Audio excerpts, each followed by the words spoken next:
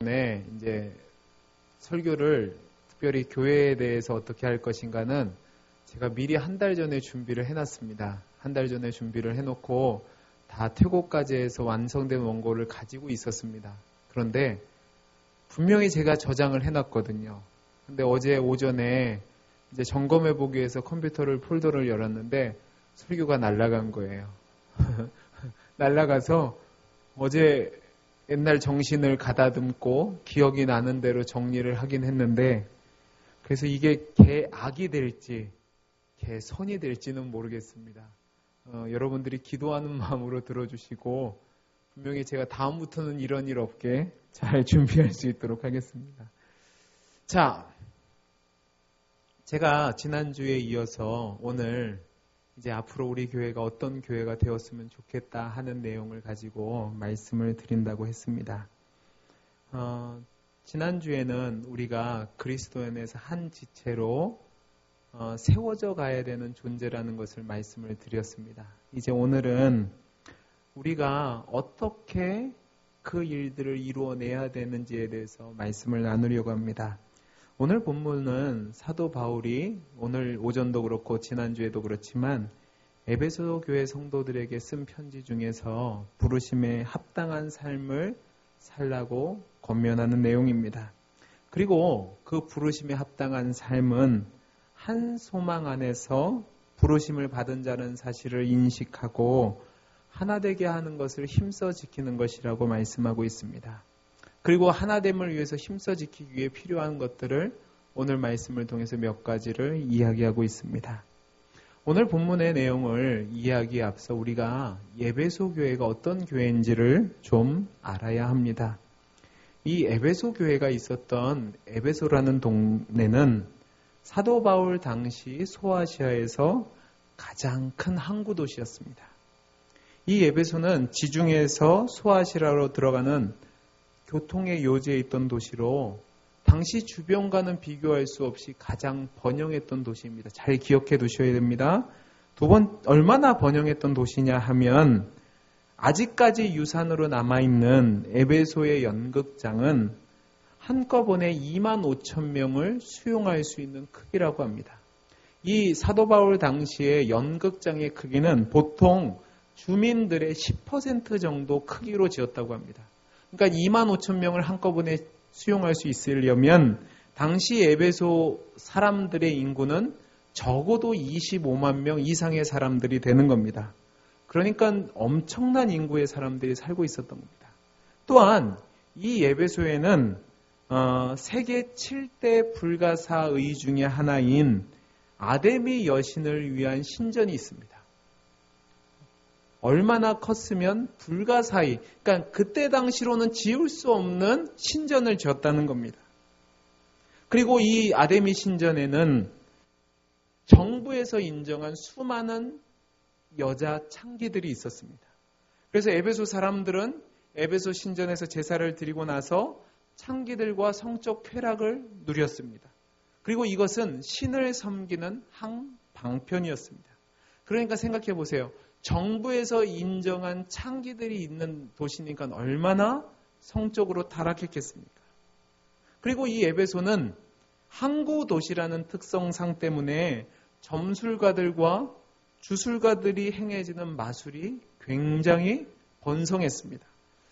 사도행전 19장 19절 말씀을 보시면 이렇게 되어 있습니다. 한번 같이 읽겠습니다. 시작.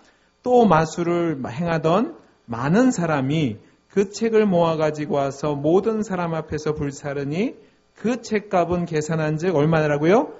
은 5만이나 되더라. 여러분 얼마나 많으면 한 번에 태워 없앤 그 마술책의 값이 은 5만이나 되겠습니까? 자, 이렇게 경제적으로 번성하고 우상숭배가 판치고 또 점성술과 주술이 행행하던 이 도시에 하나님의 은혜와 섭리 가운데 복음이 전해지고 교회가 세워진 겁니다. 사도행전 18장에서 20장까지 내용을 보면 에베소 교회가 설립되는 배경이 잘 나와 있습니다. 사도 바울이 2차 전도 여행을 하던 도중에 에베소란 도시에 잠시 머물게 되었고 이때 복음을 전해서 세워진 교회가 에베소 교회입니다. 그런데 에베소에서 바울은 교회를 세운 뒤에 하나님의 부르심에 따라 복음을 전해로 갔고, 이 에베소 교회는 누가 담당했냐면 브리스가와 아굴라라는 사람이 바울이 떠난 뒤에 책임지고 복음 사역을 감당했습니다. 그리고 교회가 은혜 가운데 성장하는 가운데 바울이 3차 전도 여행 도중에 다시 에베소에 와서 3년 동안 머물면서 본격적으로 복음을 전하고 말씀을 가르쳤습니다. 바울의 사역 중에서 한 지역에 3년 머물렀다는 것은 가장 오랫동안 머무른 교회입니다. 그러니까 사도 바울이 그만큼 애정을 가지고 세웠던 교회가 에베소 교회가 되는 겁니다. 이때 당시 사도 바울은요, 처음에는 회당에서 복음을 전했는데 그곳에 살던 유대인들이 반대를 하니까 여러분이 잘 알고 있는 서원에서 복음을 전했습니다. 어느 서원에서 복음을 전했죠? 자, 요새 책들이 많이 나오는 출판사 중에 하나입니다. 무슨 서원이요? 그렇죠. 두란노 서원. 들어보셨죠? 네. 두란노 서원에서 말씀을 강론하고 전했습니다. 그런데 이런 바울의 복음을 증거하는 사역 속에서 하나님의 놀라운 역사들이 일어났어요. 우리 사도행전 19장 말씀을 볼까요? 사도행전 19장 9절에서 12절 말씀입니다. 우리 같이 읽겠습니다. 시작. 어떤 사람들은 마음이 굳어 순종하지 않고 무리 앞에서 제자들을 따로 세우고 두란노 서원에서 날마다 강론하니라. 2해 동안 이같이 하니 아시아에 사는 자는 유대인이나 헬라인이나 다 주의 말씀을 듣더라. 하나님이 바울의 손으로 놀라운 능력을 행하게 하시니 심지어 사람들이 바울의 몸에서 손수건이나 앞치마를 가져다가 병든 사람에게 얹으면 그 병이 떠나고 악기도 나가더라. 아멘. 자, 보세요. 사도 바울이 2년 동안 두란노 서원에서 강론을 하자 아시아에 사는 사람들 중에 유대인이나 헬라인이나 모두가 다 주의 말씀을 들었다고 합니다. 그리고 하나님께서 역사하셔서 사도 바울의 몸에서 수건이나 앞치마를 가져다가 병든 사람에게 얹으면 병도 나고 악기도 떠나가는 역사가 나타났다고 합니다. 이런 역사들이 나타났던 교회가 에베소 교회입니다. 그러니까 에베소 교회는 그 교회가 세워준 주변의 상황은 힘들고 어려웠지만 말씀 위에 든든히 세워져 갖고 하나님의 놀라운 역사가 있었기 때문에 복음 안에서 든든히 세워져 갔던 교회입니다. 우리 성경을 한번 찾아보죠. 요한계시록 2장입니다. 제가 올려드리지 않았는데 요한계시록 2장을 보겠습니다. 성경을 찾으셔야 됩니다. 요한계시록 2장.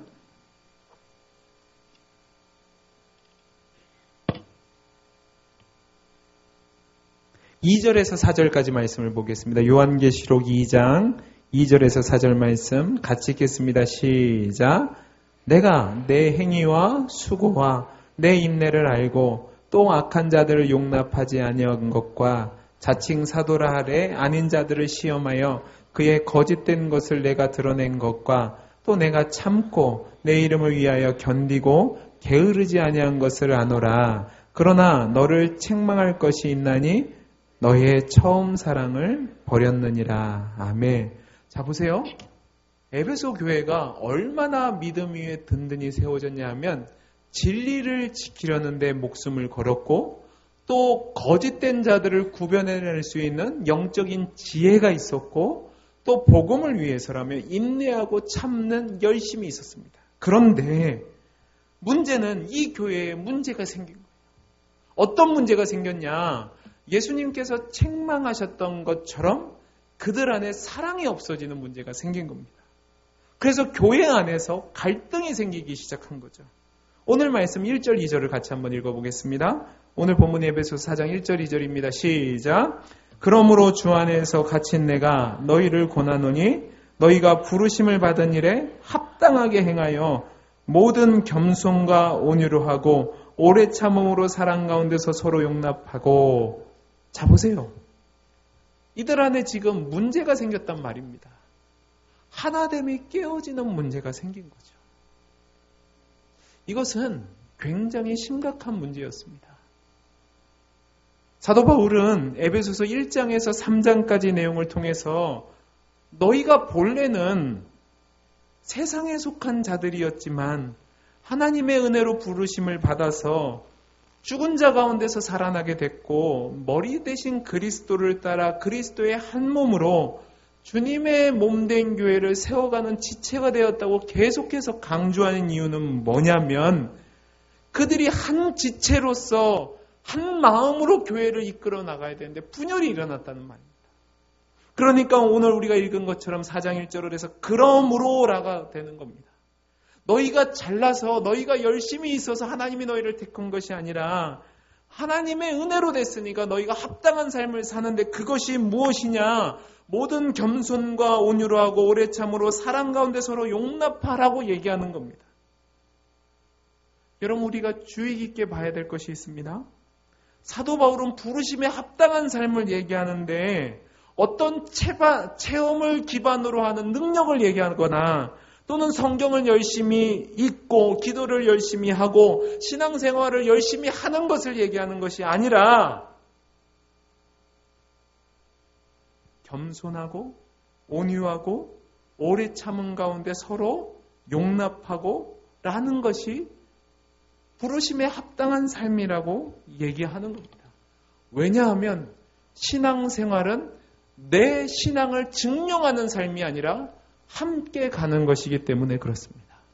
하나님이 저와 여러분을 부르시고 하나님의 영광을 나타내는 존재로 부르셨을 때에 우리가 그 사실을 확증하는 방법은 내 뜻대로 살아내는 것이 아니라 내가 하나님 편에 속하여서 하나님께 항복한 자로서 하나님 뜻대로 살아가야 되는데 그것이 바로 나를 쳐서 복종하는 겁니다. 하나님의 은혜로 구원을 받아서 하나님께 복종한 자의 삶은 내 성품이 죽어져서 나타나는 겁니다. 그런데 에베소 교회는 열심도 있고 지혜도 있고 충성됨도 있고 이단을 분별해내는 능력도 있었는데 이것이 내 자랑이 되다 보니까 서로 사이에 갈등이 생기고 반목이 생기고 분열과 다툼이 생겼다는 말입니다. 이것은 그들이 하나님의 사랑으로 말미암아 성도되었다는 본분을 망각한 겁니다. 그래서 그로 말미암아 죄단 현상으로 나타난 것이 갈등인 거죠.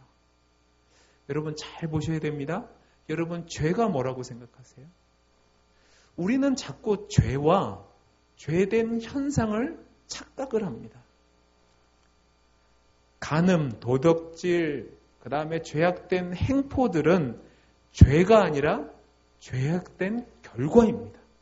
죄는 하나님에게서 벗어난 것이 죄입니다. 다른 말로 쉽게 얘기하면 하나님 없음이 죄라는 말입니다. 하나님이 안 계시니까 부조화가 생기고 불일치가 생기고 다툼과 분열이 일어나는 거란 말입니다. 그래서 이 죄가 지배하는 이 세상의 특징은 나라와 나라가, 민족과 민족이, 계급과 계급이, 남자와 여자가, 노년과 젊은 사람들이 다투는 거죠. 왜냐하면 주님이 안 계시니까 내가 주인인 삶을 살다 보니까 나라가 안 맞는 것, 나에게 거치는 것, 나에게 반대되는 것은 적이 되는 거니까 다툼이 일어나는 겁니다. 그러나 하나님의 은혜로 부르심을 받은 사람들은 내가 없습니다. 하나님 안에 있으니까 하나님이 주인이시고 나를 쳐서 복종해서 하나님이 원하시는 뜻대로 살아가니까 내 모습이 아니라 내 안에 살아계신 누구의 모습이 나타나나요? 그리스도의 모습이 나타나는 겁니다. 그런데 지금 에베소 교회에 이 문제가 생긴 겁니다. 왜냐하면 겸손과 온유함과 오래 참음과 사랑과 용납함이 사라졌기 때문에 그렇습니다. 이 겸손과 온유와 오래 참음과 사랑과 용납함은요, 내가 살면 안 됩니다. 내가 살면 절대로 있을 수 없는 일들이 이 일들입니다. 내가 쳐서 나를 쳐서 그리스도에게 복종할 때에만, 내가 하나님 은혜 안에 있을 때에만 나타나는 것이 이 모습들이라는 말입니다. 여러분, 저와 여러분이 예수님을 나의 머리로, 내가 예수님의 지체로 살아간다는 것은요, 우리의 삶의 모든 순간에 나를 쳐서 복종하여서 그리스도의 인격이 우리 안에 나타나야 됩니다. 물론 완전할 수 없죠. 어떻게 완전하겠어요? 그러나 우리가 그리스도 안에서 부르심을 받았다면, 그리고 우리가 주님의 몸된 한 공동체로 신앙생활을 한다면 우리는 나보다 남을 낮게 여기고 그 지체가 믿음 안에서 세워질 수 있도록 나를 쳐서 복종하여서 사랑과 용납과 인내로 상대방을 대해야만 합니다. 여러분, 우리 예수님을 보세요. 저는 성경을 읽으면서 예수님의 사역 중에서 가장 실패한 게 뭔가 생각해 봤는데요. 이거 제 개인적인 생각입니다. 성경에 있는 내용도 아니고 제 개인적인 생각이니까 그냥 듣고 지나가시면 됩니다. 12제자를 택한 것이 예수님 사역의 가장 실패라고 생각합니다. 여러분, 12제자는 뽑고 뽑았잖아요. 그죠? 반응을 해주셔야 됩니다. 12제자는 뽑고 뽑은 거 맞죠? 그죠? 그럼 여러분이 제자를 뽑으면 어떤 사람을 뽑으시겠어요? 분명히 예수님이 우리보다 훨씬 날 거란 말입니다. 하나님이시니까. 근데 뽑고 뽑은 사람들이 어떤 사람이냐면, 잘 보세요. 다 지질이 못난 인간들입니다. 잘 보세요. 제대로 된 인간이 하나도 없는데요. 수제자였던 베드로는 말만 앞섰지 진중하지 않습니다. 맞죠?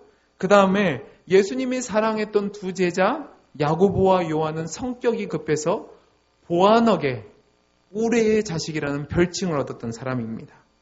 또 예수님의 제자 중에서는 손가락질 받았던 세리도 있었고, 혁명에 가담한다고 해서 사회적인 무리를 일으키는 자도 있었고, 회의주의자도 있었고, 도무지 남의 말이라고 듣지 않았던 의심병자도 있었습니다. 더 나아가 물질에 사로잡혀서 스승을 판 놈도 있었습니다. 분명히 그들은 예수님의 사랑을 받았고 예수님과 함께 생활하며 가르침을 받았고 그들 스스로 이적도 행해봤고 또 하나님의 능력 있는 모습을 봤단 말입니다. 그런데요, 예수님이 잡히시는 그날 밤에 한 놈도 빠짐없이 다 도망갔습니다. 어떻게 이럴 수 있죠? 분명히 인간적으로 본다면 예수님께서 이 12제자를 뽑으신 것은 실패한 것이 맞습니다. 제가 예수님이라면 그런 인간 안 뽑습니다.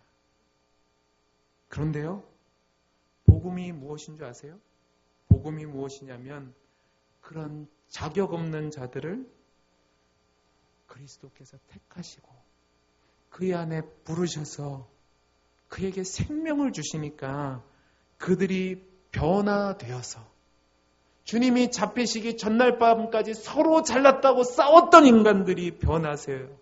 하나가 되어서 주님을 위해 목숨을 걸고 주님을 위해 내 자신을 드리는 모습들이 나타난다는 말입니다. 왜요? 그들 안에 성령의 역사가 나타나기 때문에 그렇습니다. 아멘이세요? 자, 우리 교회 올해 포가 뭐예요? 성령을 따라 행하는 거예요. 성령을 따라 행한다는 것은 무슨 능력을 행하라는 것이 아닙니다.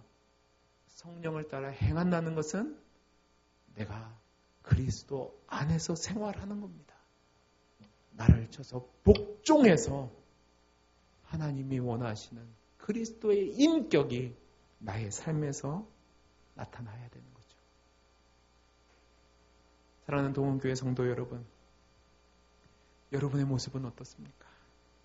혹시 여러분 중에 기도는 많이 하고 봉사도 많이 하고 예배도 잘 드리는데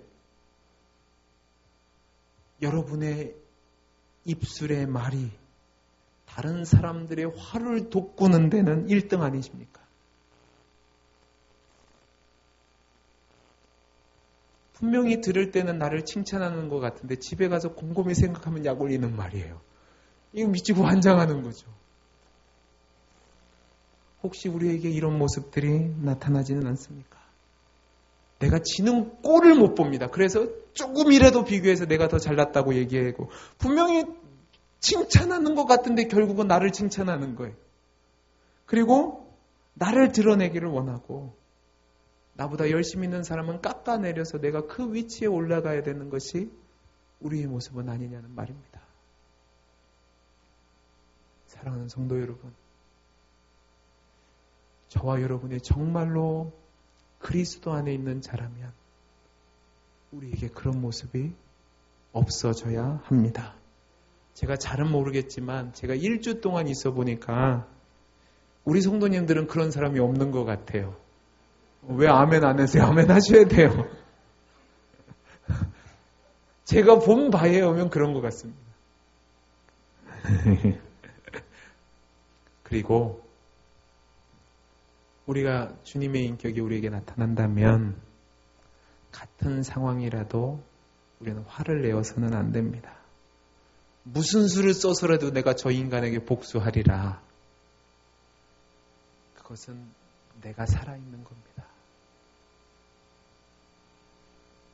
예수님께서 제자들에게 산상수훈을 하실 때에 너희에게 복이 있다고 8가지 복을 얘기해 주셨어요. 제가 앞으로 주일 오전 예배 때 8주 동안 산상수훈을 강의할 겁니다. 8복을 강의할 건데 그 8복 중에서 온유한 자는 복이 있나니라는 내용이 있습니다. 그 온유한 자는 복이 있나니 뭐라고 되어 있죠? 저희가 하나님의 아들이라 일컬음을 받을 것이라고 했어요. 맞나? 하나님의 아들은 뭐냐? 아닌데? 네. 온유한 자는 땅을 차지한다고 그랬어요. 왜 얘기를 해주셔야 돼요? 제가 이렇게 헤맨다니까요. 온유한 자는 땅을 기업으로 얻겠다고 그랬는데요. 그 온유한 자가 땅을 얻겠다는 건 뭐냐면 하나님의 나라가 임하는 것을 본다는 겁니다. 근데 그 온유한 자는 어떤 자냐면 큰 사람이 온유한 겁니다. 힘이 없고 연약해서 참는 것은 온유하다고 얘기하지 않고 내가 그릇이 크니까 용납하는 거죠. 그곳에 하나님의 나라가 임한다는 말입니다. 사랑하는 성도 여러분, 여러분을 힘들게 하는 사람이 있습니까? 여러분을 열받게 하는 사람이 있습니까? 그러면 이렇게 한번 해보시기 바랍니다. 씩 웃어주세요. 어떻게 웃으라고요? 씩 웃어주세요. 왜? 하나님이 나를 부르셨다는 사실을 아니까 주님의 종으로서 한 몸됨을 위하기 위해서 내가 온유한 자가 되는 겁니다.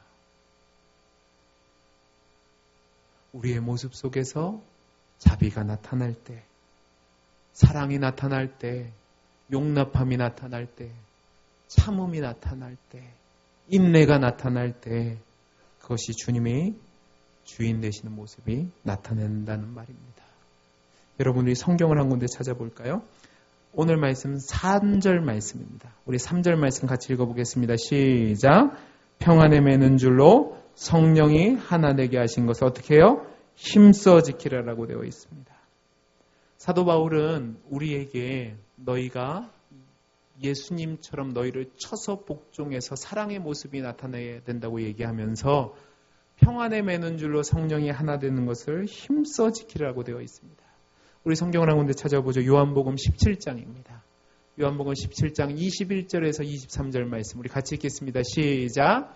아버지여, 아버지께서 내 안에 내가 아버지 안에 있는 것 같이 그들도 다 하나가 되어 우리 안에 있게 하사 세상으로 아버지께서 나를 보내신 것을 믿게 하옵소서.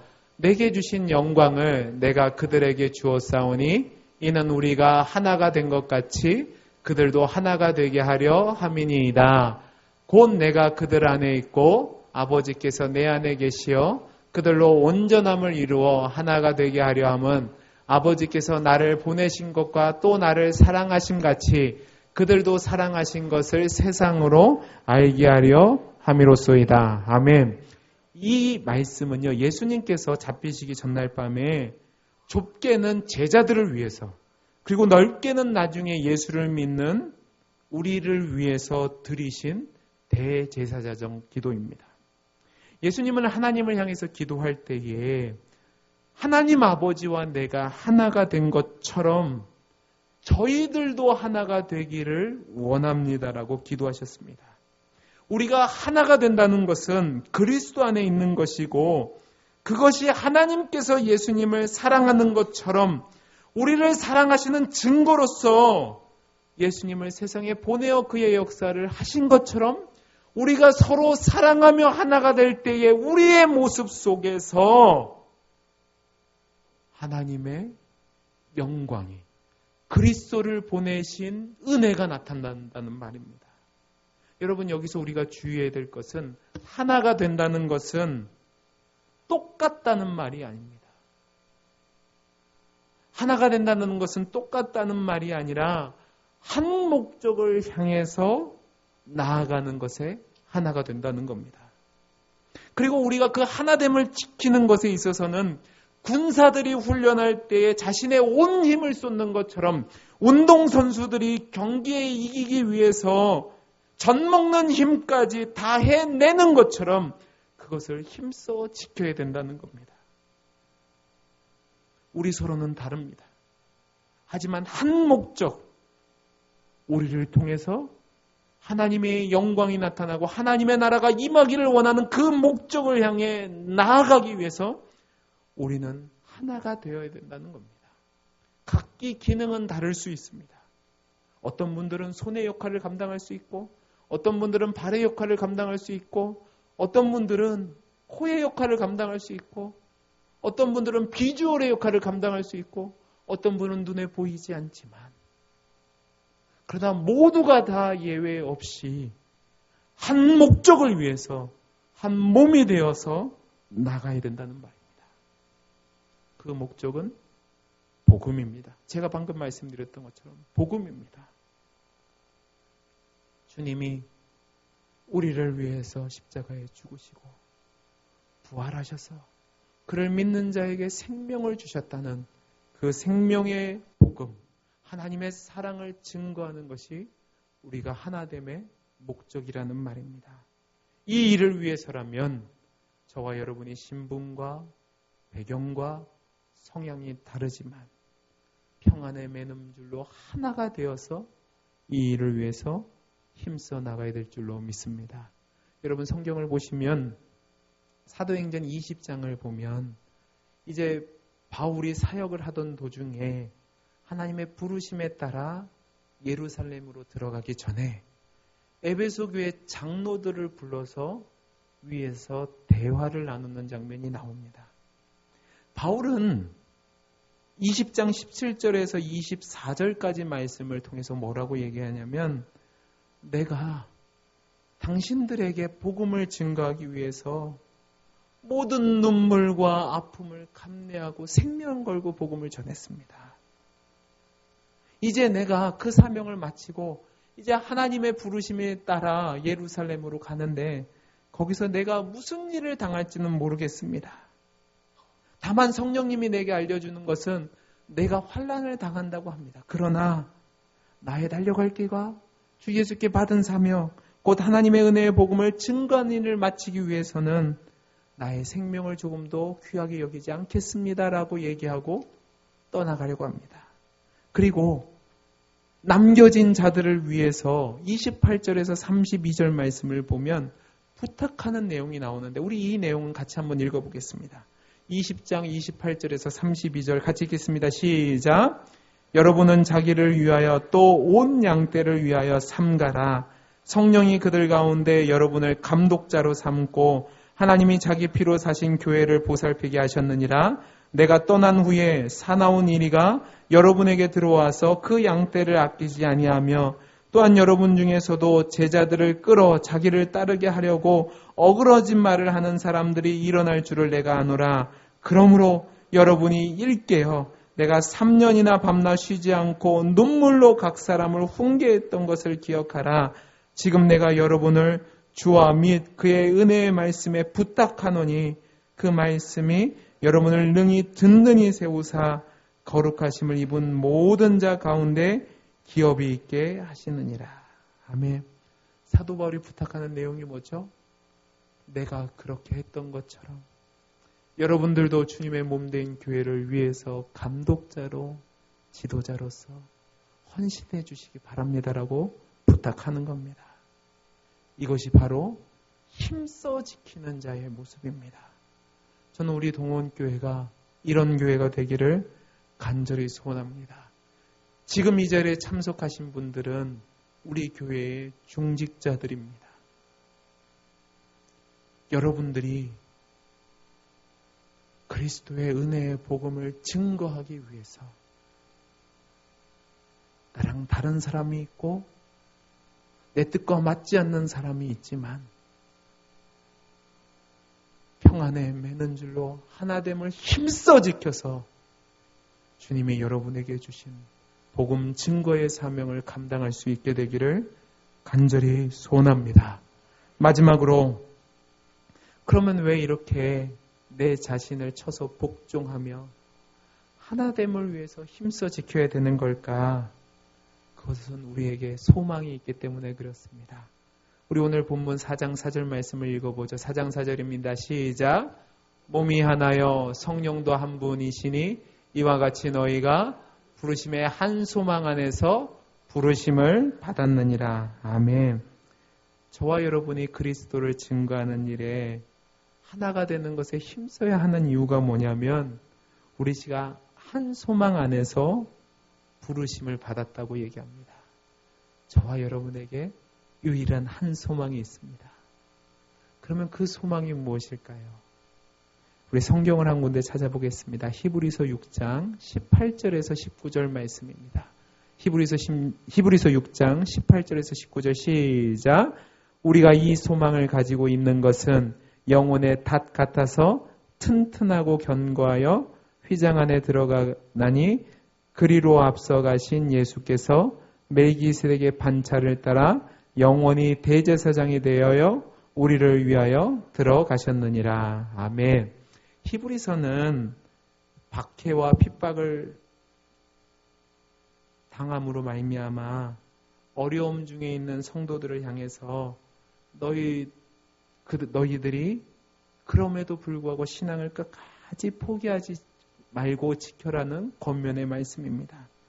이 말씀에서 히브리서 기자는 지금 너희가 그리스도인으로 살아갈 때 억울한 일을 당하고 환난을 당하고 핍박을 당하지만 너희에게 소망이 있다고 얘기합니다. 그 소망이 영혼의 튼튼한 닷이 되어서 흔들리지 않고 휘장 안에 들어가게 해준다고 얘기하는데 그 휘장 뒤에는 무엇이 있습니까?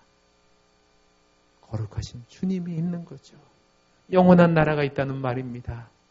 우리에게 소망은 바로 그 영원한 나라를 선물로 주신 예수 그리스도입니다. 아멘이세요? 우리에게 유일한 소망이 있다면 예수 그리스도입니다. 그 예수 그리스도가 우리를 위해서 지금도 기도하고 계시고 그 예수 그리스도가 저와 여러분을 하나님 나라 갈 때까지 끝까지 포기하지 않으시며 지키실 것이고 하나님 우편에서 저와 여러분을 위해서 기도하고 계십니다. 그리고 여러분이 그 사명을 감당할 수 있도록 한순간도 쉬지 않고 여러분을 보호하시며 인도하고 계십니다. 이 사실을 베드로 사도는요. 베드로전서 1장 3절 4절에서 다르게 얘기합니다. 우리 주 예수 그리스도의 아버지 하나님을 찬송하리로다. 그의 많으신 긍휼대로 예수 그리스도를 죽은 자 가운데서 부활하게 하심으로 말미암아 우리를 거듭나게 하사 산 소망이 있게 하시며 썩지 않고 더럽지 않고 쇠하지 아니하는 유업을 있게 하시나니 곧 너희를 위하여 하늘에 간직하신 것이라. 저와 여러분이 믿음 안에서 나를 쳐서 복종하며 복음을 증거하기 위해 하나됨을 힘써 지키는 이유는 우리에게 소망이 있기 때문인데 그 소망 되신 예수님이 저와 여러분에게 썩지 않고 더럽지 않고 쇠하지 않는 유업을 선물로 예비하고 계신다고 약속하고 있습니다. 아멘이시죠? 이 소망이 있으니까 우리가 처한 형편과 상황이 다를 수 있고 우리의 신분과 빈부가 다를 수 있고 성별과 나이와 지역이 다를 수 있고 생각하는 것이 다를 수 있지만 한 소망 되신 예수 그리스도를 바라보고 하나됨을 힘써 지키는 겁니다. 사랑하는 동원교회 성도 여러분, 저와 여러분은 동원교회라는 주님이 세우신 교회의 한 지체로 부르심을 받았습니다. 한 몸으로서 한 배에 탄 생명 공동체로 신앙생활을 하고 있습니다. 저와 여러분은 목표도 하나고 소망도 하나입니다. 우리 모두는 하나님이 예비하신 그 영광스러움을 향해서 나아가는 존재들입니다. 그리고 그 은혜의 복음을 증거하는 사명이 우리에게 있습니다. 그러면 우리가 어떻게 해야 합니까? 우리가 하나됨을 힘써 지켜야 합니다. 제가 여러분이 저를 청빙해 주시는 그 과정 속에서 청빙 투표 결과를 제가 받았습니다. 여러분 중에 제가 아니라 더 좋은 분을 모시고자 하는 분들도 계셨다는 사실을 저는 압니다. 저래도 그렇게 했을 겁니다. 저는 여러분이 저를 선택하신 것이 후회가 안 되기를 간절히 소원하고 있습니다. 많이 부족하거든요. 그러니까 여러분이 기도해 주셔야 됩니다. 주님의 몸된 교회를 바르게 이끌어가기 위해서 더 좋은 분을 모시고자 하는 마음들이 있었을 겁니다. 그러다 보니 여러 가지 생각이 다른 것들이 여러분 안에 있었을 겁니다. 그런데 여러분, 그 다름이 우리에게 갈라짐으로 나타나서는 안 됩니다. 그 다름 가운데 하나님의 은혜를 주셔서 저와 여러분이 한 몸 되어서 동원교회에서 함께 신앙생활을 하게 하셨다면 이제는 저를 반대하셨던 분들도 다른 생각을 가지셨던 분들도 하나 되어서 한 소망 되신 예수 그리스도를 바라보고 하나됨을 힘써 지키며 주님이 주신 사명을 감당해야 될 줄로 믿습니다.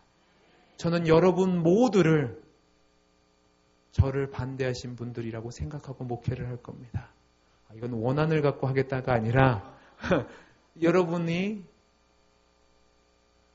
저를 사랑하실 때까지 인정하실 수 있도록 최선을 다하겠다는 겁니다.